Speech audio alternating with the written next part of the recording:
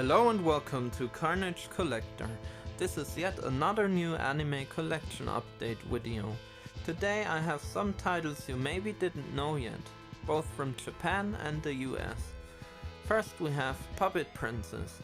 Princess Rangiku lost her entire family to Lord Karimata, who invaded her home seeking her father's life work. Puppets with unique capabilities. As her duty, Rangiku sets out with 3 of her father's greatest puppet warriors to seek revenge. She can manipulate these to battle the strongest of warriors. However, manipulating the puppets leaves her own self vulnerable to direct attacks, so she seeks a ninja warrior named Manachiri to aid and protect her in the quest. It is based on a short story from the manga Kazuhiro Fujita's short stories. It's only about 40 minutes long, but it's a really great anime. Now we have an imported DVD from Japan, Seikimatsu. Seikimatsu are a real band that I actually really like, and this OVA is telling the origin story of this band that is supposed to be made up by demons from a different dimension. In the OVA, 5 vicious demons led by Demon Kogure, the lead singer, are plotting the destruction of humanity. The only effective opposition comes from the saintly Rosa, who is actually the reformed war goddess Freya in disguise.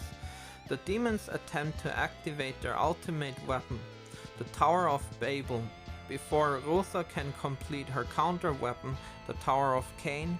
The demons triumph and are on the verge of destroying the world when their leader suddenly decides they should instead form a rock and roll band in order to convert people everywhere into demon worshippers.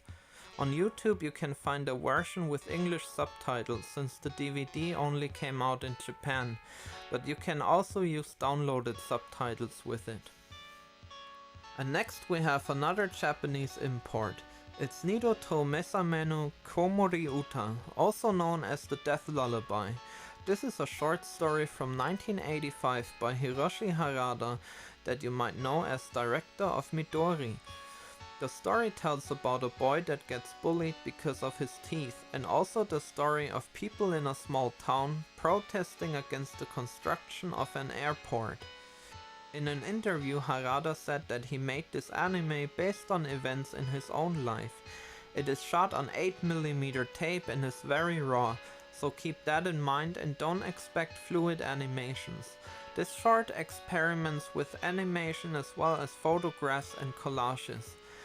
This movie really shows that bullying doesn't just happen in childhood, but you also can get bullied by corporations and the government that just doesn't care about people when it comes to their plans. It's a great short movie that also holds a good message. Same as with Seikima, you can find it on YouTube or watch the DVD with downloaded subtitles. Domain of Murder. This is a 15 minutes long crime anime. It follows private investigator Goro Nanase, who gets hired by a woman to find her husband before the police does. Years ago, this man and his 2 children suffered a car accident, and hanging on a cliff he had to make a decision. Fall to his death along with his 2 children, or sacrifice his daughter that hangs onto his leg to save himself and his son.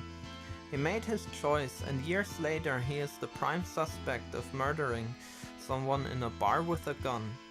Was it really him? And why would he go and murder random people? You will have to find out by watching this anime. I really think this is an underrated one that doesn't get talked about enough. After I finished it, I craved more. I really wish they would have made more episodes with different cases. This is an US release, so if you live in the States you can pick it up for around $10. If you live outside of the US you will have to pay customs and shipping, which makes it a bit more pricey, but it's definitely worth it. Next we have this nice Legend of the Dragon Kings box set. This anime tells the story of 4 brothers that are reincarnations of the 4 Dragon Kings from Chinese mythology. In the course of the anime, each of them transforms into a dragon at some point, and the 4 Sisters Alliance, made up by mighty corporations and the American government, want their powers for themselves, as they see the brothers as mighty weapons. Also, they all work for a bull demon that the Dragon Kings exiled centuries ago. He is in America now and wants revenge on the four brothers. They are constantly on the run so they don't get captured, but the people wanting the power are relentless. Good thing that their cousin Matsuri and some other characters will be there to support them. This one is a great anime based on the Clamp manga of the same name. You have to get this DVD set in the US since in Europe there's only a VHS release. Takegami War God, Guardian of Darkness. The story is about Koichi, a young man inside whom the ancient powers of the War God Takegami are lying dormant.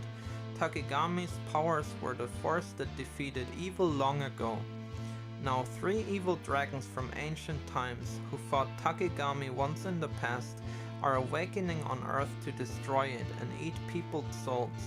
Koichi is the chosen one who can fulfill the prophecy and thus must destroy the demon dragons. But there's just one problem: Koichi does not want to fight. Another underrated anime that I never hear anyone talk about. It got 2 DVD releases in the US. It was licensed for a UK release as well, but I don't know if it really came out there. I've never seen a UK DVD of it.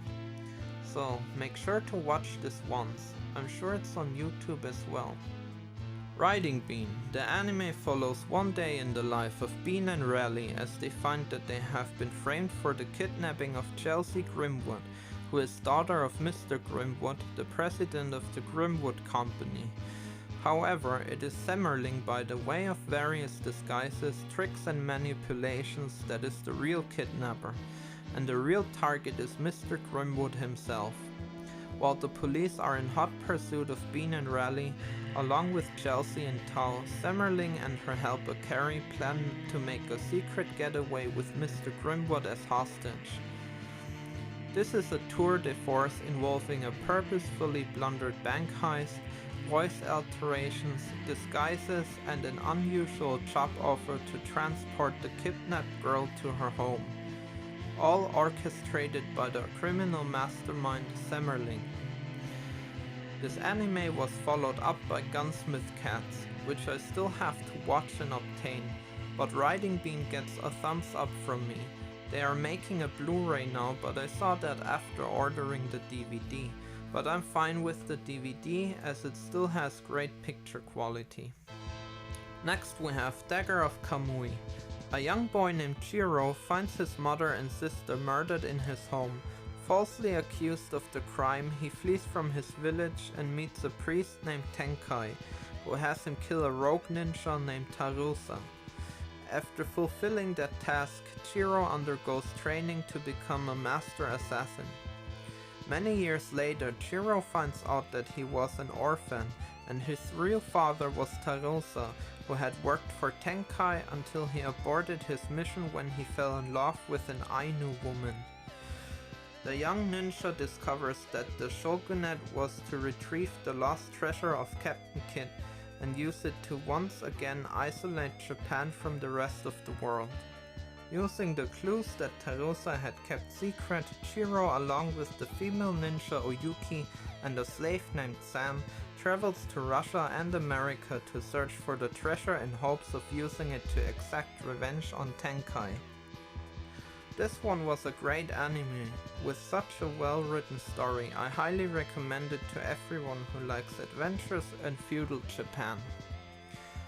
So, those were my new animes that I picked up for the collection.